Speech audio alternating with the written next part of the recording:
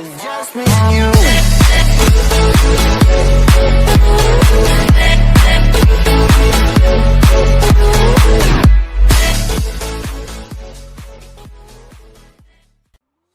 Hello guys, Legends here with another video. So, I recently posted a poll on my Instagram, asking my followers if they use rear wheel drive or all wheel drive to drift, and these are the results. So I decided to make a video on it, going over what I like and dislike about both of them. Before we get started, I would like to give a shout out to these awesome subscribers. Thank you guys for supporting the channel. And if you're new, subscribing would be awesome too. Thank you. Now let's get started with the video. So, let's look at rear wheel drive first, with this beautiful BMW M4. Let's look at the most common things that rear wheel drifters like in CPM. The most obvious thing is that rear wheel drive is the traditional way to drift.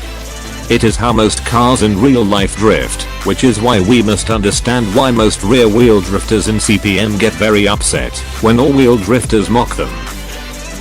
The second thing is that it gives the car a beautiful angle while drifting, so you can see the steering in action.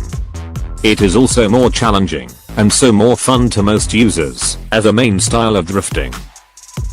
What I don't like about rear wheel drifting in car parking multiplayer is that it is very limited in motion. For example, you can do a 360 with all wheel drifting, or you can easily do jump, drifting, and smooth stunts. Also with rear wheel drifting, the car can oversteer unpredictably sometimes, and can be hard to control if you're not used to the mechanics. So it is not beginner friendly unless you're okay with drifting in circles all day. Overall, it is still fun to use, but in my opinion it's not what it used to be in the older versions of the game, still loved by many users today. Now, let's look at all-wheel drive.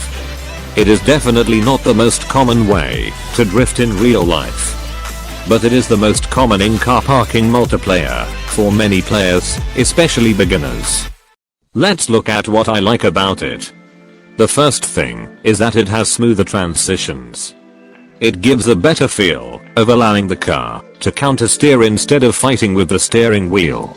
Secondly, it is better to do for drift tandems with friends, because everyone will have the same flow.